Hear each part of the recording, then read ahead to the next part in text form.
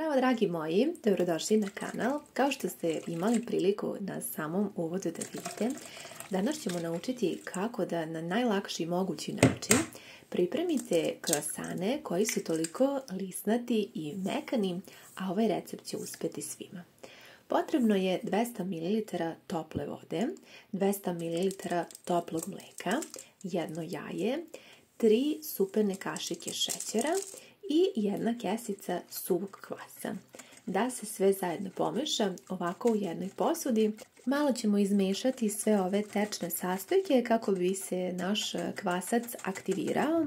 Vidjeli ste, ja sam vam sada rekla u mililitrima, ali možete koristiti i jednu šolju za kafu u kojoj inače pijete i tako je najlakše da izmerite količine tečnosti koja vam je potrebna. Ostavit ćemo sa strane da kvasac nadođe, a za to vrijeme možete izmeriti brašno. Potrebno vam je otprilike između 750 i 800 grama brašna. Za početak pripremite 750 pa ćete dodati onda ostatak ukoliko je potrebno, kao i jedna mala kašičica soli. Dakle, još jednom da ponovim, ja uvek dodam prvo 750 grama brašna, a ostavim sa strane još 50 grama ukoliko mi je potrebno i ovog puta mi je bilo potrebno, tako da sam dodala unutra. Kada sve izmešate, trebalo bi da dobijete mekano testo, pobrašnite dobro radnu podlogu i onda samo prebacite ovo testo. Kao što vidite, testo je još uvek lepljivo, malo ćemo ga posuti sa brašnom i to je to. Otprilike tačno 800 grama brašna sam ja potrošila, ali kažem 50 grama može biti manje ili više, zavisi zapravo od veličine jaja koje koristite, a pretpostavljam i od brašna. Zaboravila sam da napomenem da ja uvek koristim brašno tip 500 kada su u pitanju ovakvi recepti. Dobro, premesite i testo sada više ne bi trebalo tako da vam se lepi za ruke.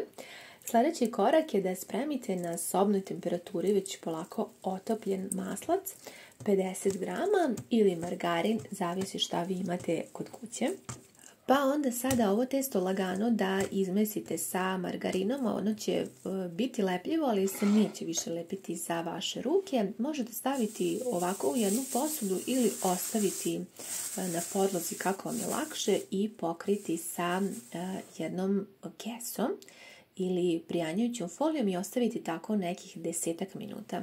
Taman da operete ruke i sredite prethodne sudove.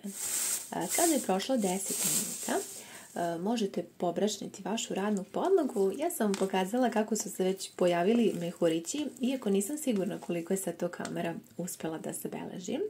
Još ćemo da pospemo malo brašna, pa otprilike ja mislim da je još 50 grama brašna potrebno da ostavite sa strane ovako za ovo posipanje. I sada ćemo blago premesiti. Ovdje nije potrebno da preterujete sa brašnom, tek toliko dodajte da možete da premesite i da napravite ovako izuzetno mekanu jednu veliku jufku koju ćemo mi sada da podelimo. Možete je podijeliti i na više delova, ali mislim da je ovo, da kažem, najmanje, ali sasvim dovoljno da napravite jako lepe lisnate krosane. Ja uvek podelim na 5 koliko toliko jednakih delova i to mi bude stvarno super, ne pomučim se baš mnogo, a budu tako lepi, lisnati i mekani. Kada ste podijelili na 5 delova, malo samo ovako izmjesite ukoliko vam je ostalo brašno na radnoj podlozi. Ako nije, možete još malo pobrašniti, tek toliko da ih premesite, odnosno da napravite jufkice, odnosno ovako sada manje kuglice koja ćemo razvijati. Sljedeći korak jeste da vam podloga bude tu i tamo pobrašnjena, ne treba mnogo, tek toliko da možete da sada ovu jufkicu lepo rastanjite. Što više možete da je rastanjite, to bolje. Ako vam se malčice lepi, vi samo još malo pobrašnite, samo nemojte, molim vas, ni preterivati. Ovo testo treba da bude izuzetno mekano.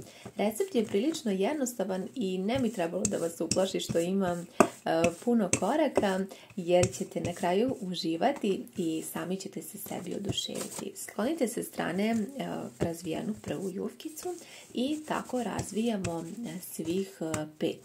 na, kažem, toliko tanko koliko vi uspete da razvijete sa oklagijom, koliko možete.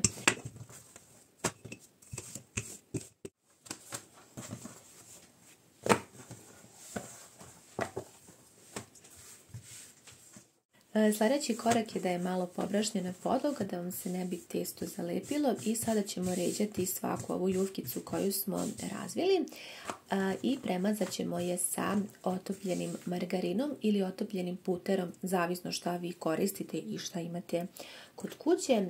Potrebno je da pripremite za ovaj korak 150 grama putera i da podelite na jednake delove, odnosno da svaku premažete. Bilo bi dobro da je dosta otopljen na sobnoj temperaturi jer će vam tada biti lakše da svaku ovako jufku lepo premažete, nećete se mnogo pomučiti. Ovo možete uraditi sa rukama, a možete recimo i sa onom špatulicom za kolače kako vam je lakše.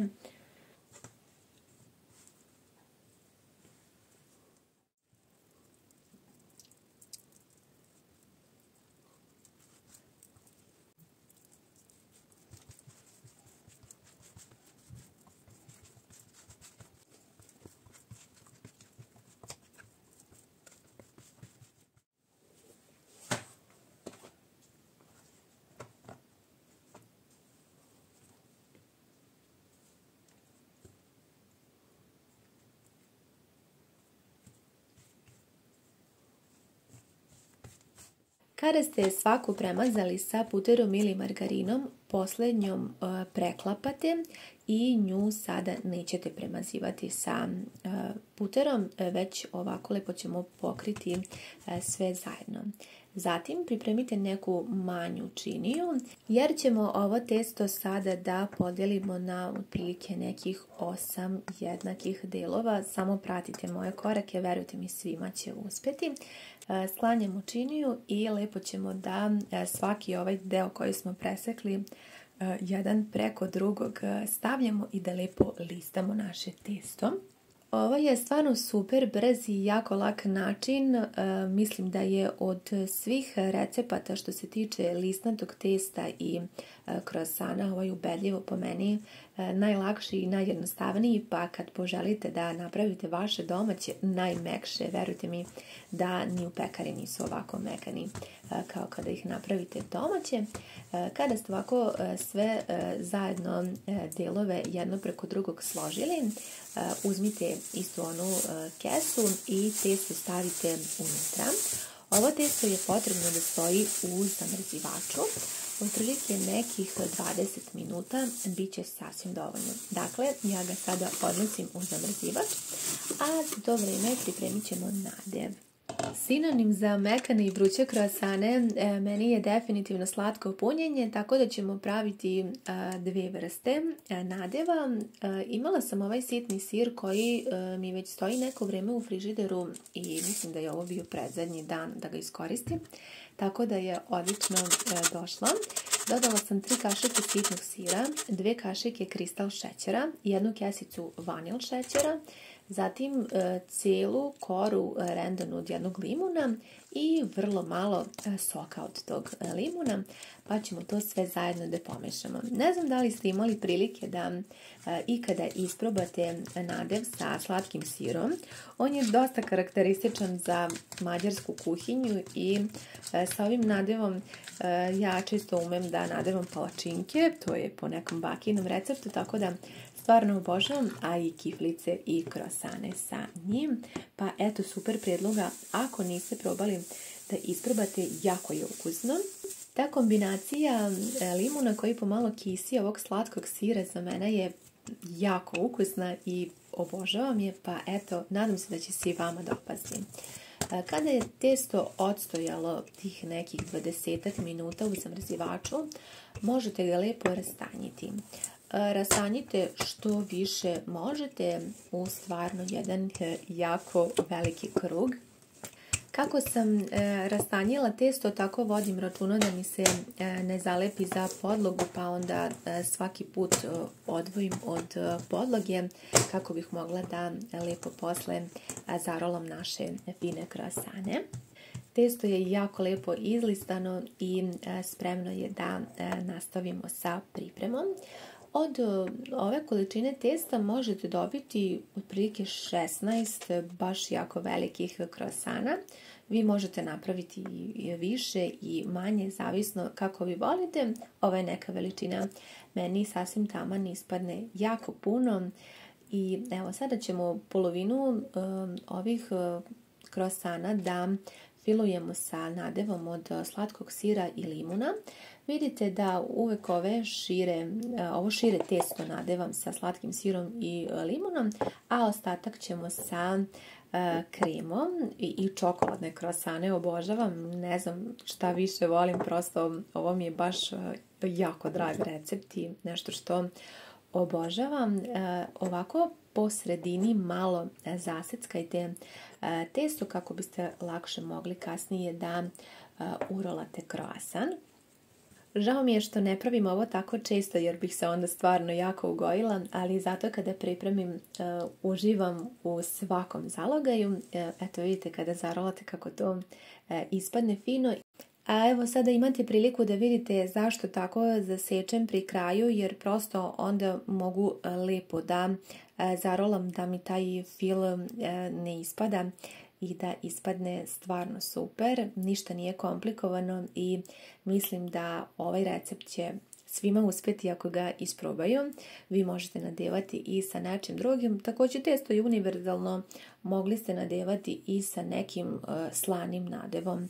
Kroasane sam poređala na pleh koji je najveći iz moje rerne. Prethodno sam stavila papir za pečenje i pokrila da još malo nadođu, a za to vrijeme sam pripremila jedno žumance i jednu kašiku mleka, pa to sve zajedno ovako sjedinila.